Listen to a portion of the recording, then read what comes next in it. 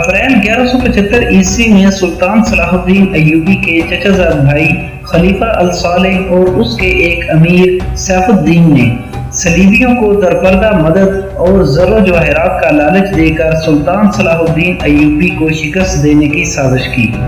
صلیبی یہی چاہتے تھے، انہوں نے حملہ کیا۔ الصالح اور سیف الدین نے ان کی مدد کی۔ سلطان صلاح الدین ایوبی نے ان سب کو شکست دے دی۔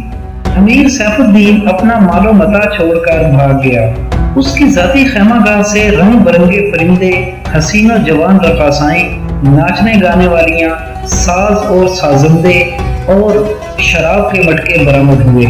سلطان صلاح الدین ایوبی نے پرندوں کو، ناچنے گانے والیوں اور ان کے سازندوں کو رہا کر دیا اور امیر سیف الدین کے نام اس مضمون کا خط لکھا۔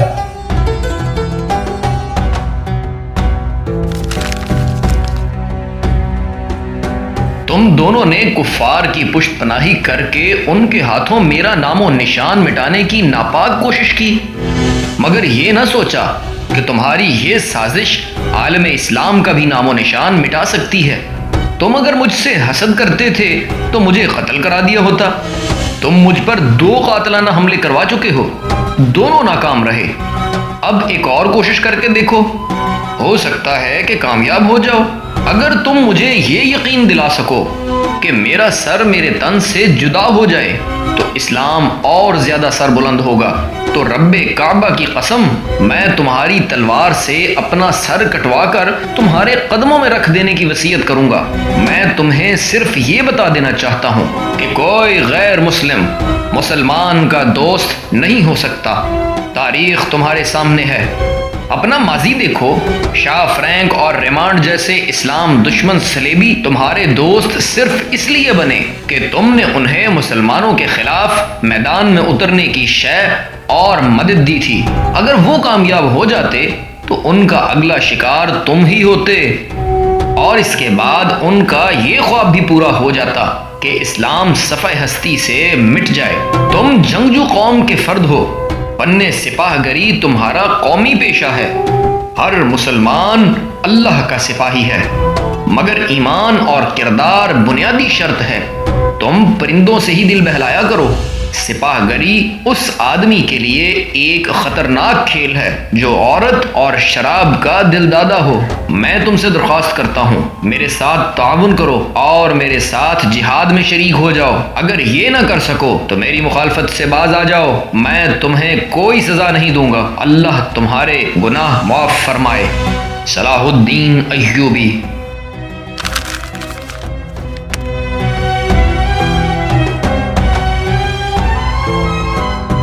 یورپی مورخ لین پال کے مطابق سلطان صلاح الدین ایوبی کے ہاتھ جو مال غنیمت لگا اس کا کوئی حساب نہیں تھا۔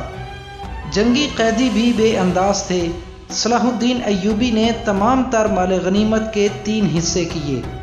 ایک حصہ جنگی قیدیوں میں تقسیم کر کے انہیں رہا کر دیا، دوسرا حصہ اپنی سپاہ اور غریبوں میں تقسیم کیا، اور تیسرا حصہ مدرسہ نظام الملک کو دے دیا۔ اس نے اسی مدرسے سے تعلیم حاصل کی تھی، نہ خود کچھ رکھا نہ ہی اپنے کسی جرنیل کو کچھ دیا۔ اس کا نتیجہ یہ ہوا کہ جنگی قیدی جن میں بہت سے مسلمان تھے اور باقی غیر مسلم رہا ہو کر صلاح الدین ایوبی کے کیمپ میں جمع ہو گئے اور اس کی اطاعت قبول کر کے اپنی خدمات اس کی فوج کے لیے پیش کر دیں۔ سلطان صلاح الدین ایوبی کی کشادہ ظرفی اور عظمت دور دور تک مشہور ہو گئی۔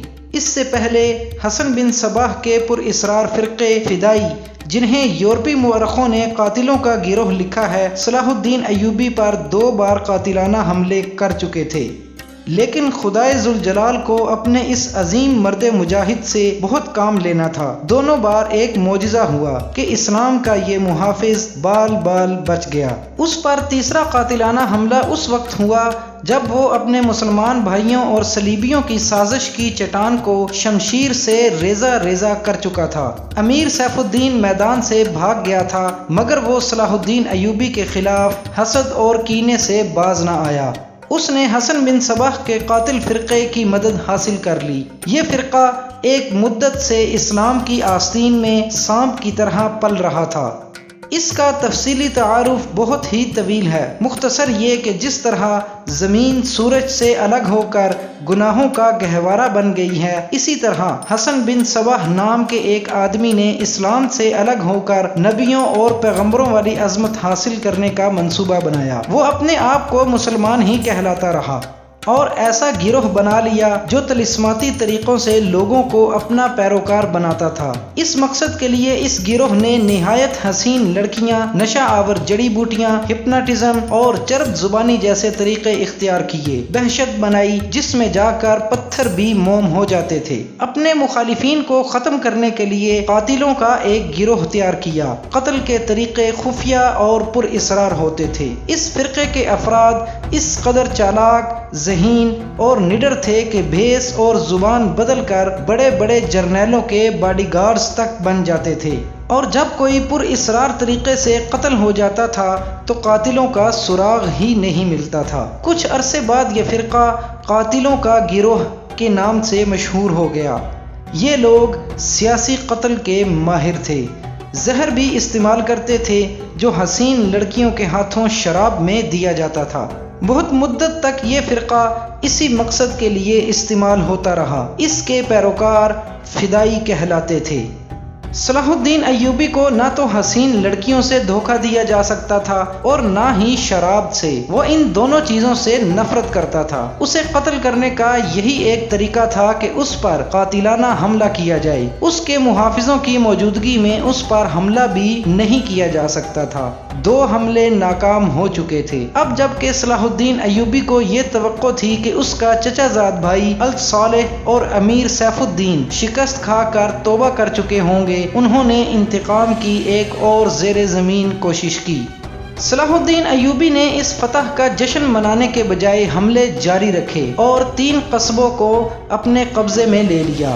ان میں غازہ کا مشہور قصبہ بھی شامل تھا۔ اسی قصبے کے گرد و نواح میں ایک روز صلاح الدین ایوبی امیر جار الاسدی کے خیمے میں دوپہر کے وقت غنودگی کے عالم میں سستا رہا تھا۔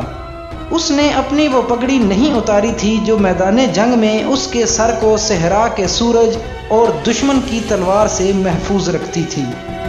خیمے کے باہر اس کے محافظوں کا دستہ موجود اور چوکس تھا۔ باڈی گارڈز کے اس دستے کا کمانڈر ذرا سی دیر کے لیے وہاں سے چلا گیا تھا۔ ایک محافظ نے صلاح الدین ایوبی کے خیمے کے گرے ہوئے پردوں میں سے اندر جھانکا۔ اسلام کی عظمت کے پاسبان کی آنکھیں بند تھیں اور وہ پیٹھ کے بل لیٹا ہوا تھا۔ اس محافظ نے دوسرے باڈی گارڈز کی طرف دیکھا۔ ان میں سے 3-4 باڈی گارڈز نے اس کی طرف دیکھا۔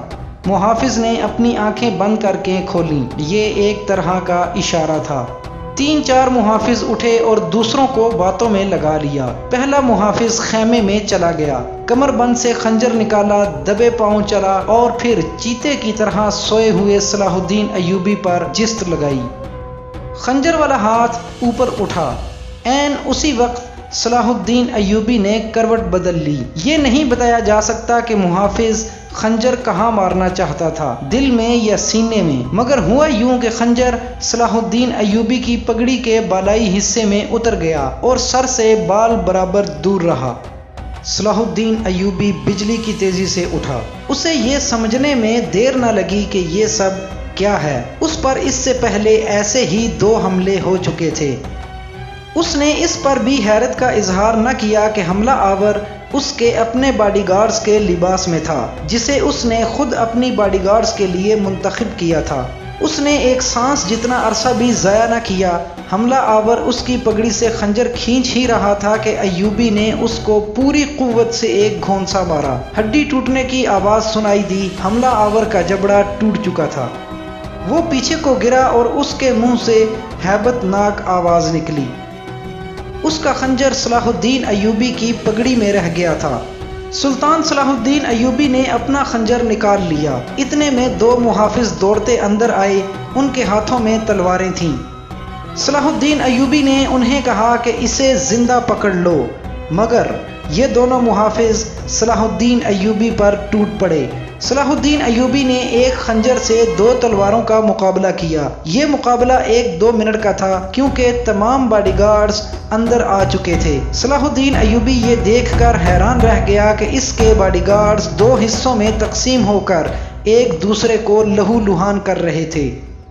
اسے چونکہ معلوم نہیں تھا کہ ان میں اس کا دشمن کون اور دوست کون ہے، وہ اس مارکے میں شریک نہ ہو سکا۔ کچھ دیر بعد جب باڈی گارڈز میں سے چند ایک مارے گئے، کچھ بھاگ گئے اور بعض زخمی ہو کر بے حال ہو گئے تو انکشاف ہوا کہ اس دستے میں جو صلاح الدین ایوبی کی حفاظت پر مامور تھا 7 محافظ فدائی تھے جو صلاح الدین ایوبی کو قتل کرنا چاہتے تھے۔ انہوں نے اس کام کے لیے صرف ایک فدائی خیمے میں بھیجا تھا، مگر اندر صورتحال تبدیل ہو گئی، چنانچہ باقی بھی اندر چلے گئے۔ اصل محافظ بھی اندر آ گئے، وہ صورتحال سمجھ گئے اور صلاح الدین ایوبی بچ گیا۔ صلاح الدین ایوبی نے اپنے پہلے حملہ آور کی شہرک پر تلوار کی نوک رکھ کر پوچھا کہ وہ کون ہے اور اسے کس نے بھیجا ہے۔ سچ بولنے کے بدلے صلاح الدین ایوبی نے اسے جان بخشی کا وعدہ دیا۔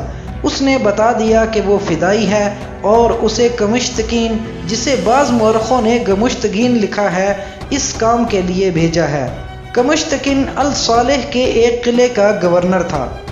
اصل کہانی سنانے سے پہلے یہ ضروری معلوم ہوتا ہے کہ ان واقعات سے پہلے کے دور کو دیکھا جائے۔ صلاح الدین ایوبی کے نام، اس کی عظمت اور تاریخ اسلام میں اس کے مقام اور کارناموں سے کون واقف نہیں؟ ملت اسلامیہ تو اسے بھول ہی نہیں سکتی، مسیحی دنیا بھی اسے ہمیشہ یاد رکھے گی۔ لہٰذا یہ ضروری معلوم نہیں ہوتا کہ صلاح الدین ایوبی کا شجرہ نسب تفصیل سے بیان کیا جائے۔ ہم جو کہانی آپ کو سنا رہے ہیں وہ اس نوعیت کی ہے جس کی وسعت کے لیے تاریخ کا دامن تنگ معلوم ہوتا ہے۔ یہ تفصیلات وقائع نگاروں اور قلم کاروں کی ریکارڈ کی ہوئی ہوتی ہیں، کچھ سینہ بہ سینہ اگلی نسلوں تک پہنچتی ہیں۔ تاریخ کے دامن میں صلاح الدین ایوبی کے صرف کارنامے محفوظ کیے گئے ہیں۔ ان سازشوں کا ذکر بہت کم آیا ہے جو اپنوں نے اس کے خلاف کی، اور اس کی بڑھتی ہوئی شہرت اور عظمت کو داغدار کرنے کے لیے اسے ایسی لڑکیوں کے جال میں پھانسنے کی بار بار کوشش کی گئی جن کے حسن میں طلسماتی اثر تھا۔ تاریخ اسلام کا یہ حقیقی نظارہ 23 مارچ 1169 کے روز سے شروع ہوتا ہے جب صلاح الدین ایوبی کو مصر کا وائسرائے اور فوج کا کمانڈر ان چیف بنایا گیا۔ اسے اتنا بڑا رتبہ ایک تو اس لیے دیا گیا کہ وہ حکمران خاندان کا نونہال تھا، اور دوسرا اس لیے کہ اوائل عمر میں ہی وہ فن حرب و ضرب کا ماہر ہو چکا تھا۔ سپاہ گری ورثے میں پائی تھی، اس کے ذہن میں حکمرانی کے معنی بادشاہی نہیں، اسلام کی پاسبانی اور قوم کی عظمت اور فلاح و بہبود تھی۔ اس کا جب شعور بیدار ہوا تو پہلی خلش یہ محسوس کی کہ مسلمان حکمرانوں میں نہ صرف یہ کہ اتحاد نہیں ہے بلکہ وہ ایک دوسرے کی مدد سے بھی گریز کرتے تھے۔ وہ عیاش ہو چکے تھے، شراب اور عورت نے جہاں ان کی زندگی رنگین بنا رکھی تھی وہیں عالم اسلام اور خدا کے اس عظیم مذہب کا مستقبل تاریک ہو گیا تھا۔ ان امیروں، ان کے وزیروں اور مشیروں کے حرم غیر مسلم لڑکیوں سے بھرے ہوئے تھے۔ زیادہ تر لڑکیاں یہودی اور عیسائی تھیں جنہیں خاص تربیت دے کر ان حرموں میں داخل کیا گیا تھا۔ غیر معمولی حسن اور اداکاری میں کمال رکھنے والی یہ لڑکیاں مسلمان حکمرانوں اور سربراہوں کے کردار اور قومی جذبے کو دیمک کی طرح کھا رہی تھیں۔ اس کا نتیجہ یہ تھا کہ صلیبی، جن میں فرینک یعنی کہ فرنگی خاص طور پر قابل ذکر ہیں، مسلمانوں کی سلطنتوں کے ٹکڑے ہڑپ کرتے چلے جا رہے تھے، اور بعض مسلم حکمران شاہ فرینک کو سالانہ ٹیکس یا جزیہ ادا کر رہے تھے جس کی حیثیت غنڈہ ٹیکس کی سی تھی۔ صلیبی اپنی جنگی قوت کے رعب اور چھوٹے موٹے حملوں سے حکمرانوں کو ڈراتے رہتے، کچھ علاقے پر قبضہ کر لیتے، تاوان اور ٹیکس وصول کرتے تھے۔ ان کا مقصد یہ تھا کہ آہستہ آہستہ دنیائے اسلام کو ہڑپ کر لیا جائے۔ مسلمان حکمران اپنی رعایا کا خون چوس چوس کر ٹیکس دیتے رہتے تھے۔ ان کا مقصد یہ تھا کہ انہیں عیش و عشرت میں پریشان نہ کیا جائے۔ فرقہ پرستی کے بیج بھی بو دیے گئے تھے۔ ان میں سب سے زیادہ خطرناک فرقہ حسن بن صباح کا تھا، جو صلاح الدین ایوبی کی جوانی سے 1 صدی پہلے معرض وجود میں آیا تھا۔ یہ مفاد پرستوں کا فرقہ تھا، بے حد خطرناک اور پر اسرار۔ یہ لوگ اپنے آپ کو فدائی کہلاتے تھے، جو بعد میں حشیشین کے نام سے مشہور ہوئے، کیونکہ وہ حشیش نام کی ایک نشہ آور شے سے دوسروں کو اپنے جال میں پھانستے تھے۔ صلاح الدین ایوبی نے مدرسہ نظام الملک میں تعلیم حاصل کی۔ یاد رہے کہ نظام الملک دنیائے اسلام کی ایک سلطنت کے وزیر تھے۔ یہ مدرسہ انہوں نے قائم کیا تھا، جس میں اسلامی تعلیم دی جاتی اور بچوں کو اسلامی نظریات اور تاریخ سے بہرہ کیا جاتا تھا۔ ایک مورخ ابن الاطہر کے مطابق نظام الملک حسن بن صباح کے فدائیوں کا پہلا شکار ہوئے تھے، کیونکہ وہ رومیوں کی توسیع پسندی کی راہ میں چٹان بنے ہوئے تھے۔ رومیوں نے 1091 میں انہیں فدائیوں کے ہاتھوں قتل کرا دیا۔ ان کا مدرسہ قائم رہا۔ صلاح الدین ایوبی نے وہیں تعلیم حاصل کی۔ اسی عمر میں اس نے سپاہ گری کی تربیت اپنے بزرگوں سے حاصل کی۔ نور الدین زنگی نے اسے جنگی چالیں سکھائیں، ملک کے انتظامات کے سبق دیے اور ڈپلومیسی میں مہارت دی۔ اس تعلیم و تربیت نے اس کے اندر وہ جذبہ پیدا کر دیا جس نے آگے چل کر اسے صلیبیوں کے لیے بجلی بنا دیا۔ اوائل جوانی میں ہی اس نے وہ ذہانت اور اہلیت حاصل کر لی تھی جو ایک سالار اعظم کے لیے ضروری ہوتی ہے۔ صلاح الدین ایوبی نے فن حرب و ضرب میں جاسوسی، کمانڈوز اور گوریلا آپریشن کو خصوصی اہمیت دی۔ اس نے دیکھ لیا تھا کہ صلیبی جاسوسی کے میدان میں آگے نکل چکے ہیں اور وہ مسلمانوں کے نظریات پر نہایت کارگر حملے کر رہے ہیں۔ صلاح الدین ایوبی نظریات کے محاذ پر لڑنا چاہتا تھا، جس میں تلوار استعمال نہیں ہوتی۔ اس کہانی میں آگے چل کر آپ دیکھیں گے کہ اس کی تلوار کا وار تو گہرا ہوتا ہی تھا، اس کی محبت کا وار اس سے کہیں زیادہ مار کرتا تھا۔ اس کے لیے تحمل اور بردباری کی ضرورت ہوتی ہے، جو اس نے اوائل عمر میں ہی اپنے آپ میں پیدا کر لی تھی۔ اسے جب مصر کا وائسرائے اور کمانڈر ان چیف بنا کر بھیجا گیا تو ان سینئر افسروں نے ہنگامہ برپا کر دیا جو اس عہدے کی آس لگائے بیٹھے تھے۔ ان کی نگاہ میں صلاح الدین ایوبی ابھی طفل مکتب تھا، مگر اس طفل مکتب نے جب ان کا سامنا کیا، ان کے سوالوں کے جواب دیے اور ان کی باتیں سنی تو ان کا احتجاج سرد پڑ گیا۔ مورخ لین پال کے مطابق صلاح الدین ایوبی ڈسپلن کا بڑا ہی سخت ثابت ہوا۔ اس نے تفریح، عیاشی اور آرام کو اپنے لیے اور اپنی افواج کے لیے حرام قرار دے دیا تھا۔ اس نے اپنی دماغی اور جسمانی قوتوں کو صرف اس مقصد پر مرکوز کر دیا کہ سلطنت اسلامیہ کو مستحکم کرنا ہے اور صلیبیوں کو اس سرزمین سے نکالنا ہے۔ فلسطین کو وہ ہر قیمت پر آزاد کروانا چاہتا تھا۔ اس نے یہی مقاصد اپنی فوج کو دیے۔ مصر کا وائسرائے بن کر اس نے کہا، خدا نے مجھے مصر کی سرزمین عطا کی ہے، اس کی ذات باری مجھے فلسطین بھی ضرور عطا فرمائے گی۔ مگر مصر پہنچ کر اس پر انکشاف ہوا کہ اس کا مقابلہ صرف صلیبیوں سے ہی نہیں بلکہ اپنے مسلمان بھائیوں نے اس کی راہ میں بڑے بڑے حسین جال بچھا رکھے ہیں جو صلیبیوں کے عزائم اور جنگی قوت سے زیادہ خطرناک ہیں۔